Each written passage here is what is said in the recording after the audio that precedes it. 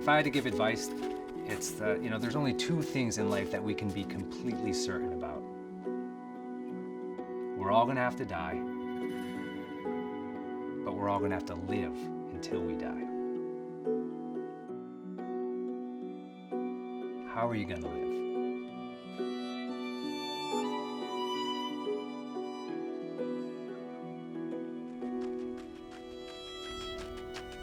When I was diagnosed with cancer, I was on top of the world. I'd won a reality show.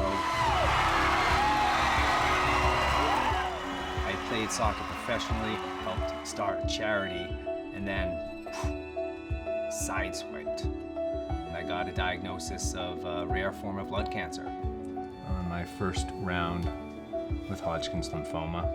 I couldn't think about the future. I didn't even understand what the future could look like.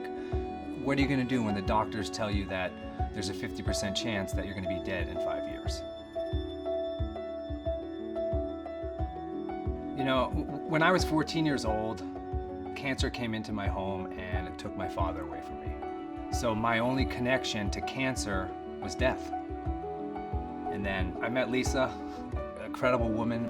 I didn't want to bring someone else into this chaotic, horrible time in my life. And I tried to push her away. She told me, cancer's taken so much from you, don't let it take this too. And it was at that moment that I pretty much knew I wanted to spend the rest of my life. This is after 22 blasts of radiation. This is my port, and you can see all my skin just peeling away from the radiation. I've been in here a full week so far, and let me tell you, it hasn't been so easy. I was open to using cannabis to help mitigate some of the side effects of cancer treatments. I definitely used that at certain times when things were really, really hard. I was really sick, or I just had insomnia. That's when I dug into it.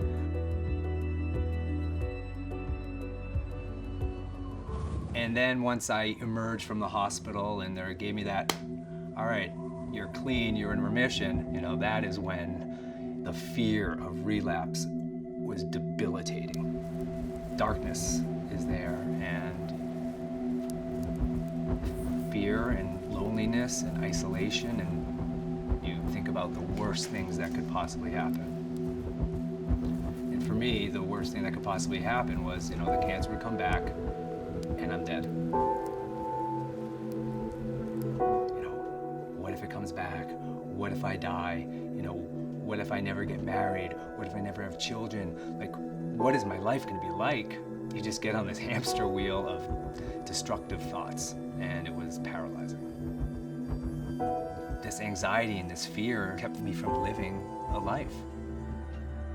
And for me, that's where cannabis was a huge help. It helped reduce the anxiety, reduce the stress. I wasn't as fearful of the cancer coming back. I could sleep at night, and it just, it made me feel better about myself. I usually take CBD every day. I take it like a multivitamin in the form of a tincture. And if I need something a little bit stronger, I'll use a 1-to-1 ratio of CBD to THC. And as an athlete, my whole life, there's a little bit of stigma associated with, smoking weed or taking cannabis, but there's a responsible way to do it. And, I consulted a doctor on it. He kind of helped prescribe what I may need and when I may need it and how I should take it and what's the healthiest way to do it.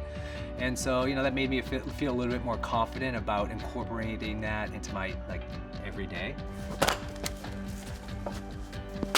I'm not adverse to modern medicine. I'm a firm believer in it. One of the drugs that I was on was derived from a rare African flower called the rosy periwinkle, vincristine. That was part of the chemotherapy regime that saved my life. Nature is the world's pharmacy. And cannabis, something that was grown from the earth, makes me feel better about myself. Self-help is a radical act. I'm winding my way to a more peaceful and balanced life, and cannabis is part of this. I could finally take a deep breath, and I could just shed that fear of the cancer coming back. I guess I want to say it's just like one of the best feelings you could ever have in the world, because when you're controlled by something for so long, and then you can, climb that mountain, finish the race, and look behind you and just kind of like give a little wave goodbye. That's living. We're all survivors on this earth for a very short time. And it's not about how or when we leave this world. It's what we do to make the most of each day while we're here.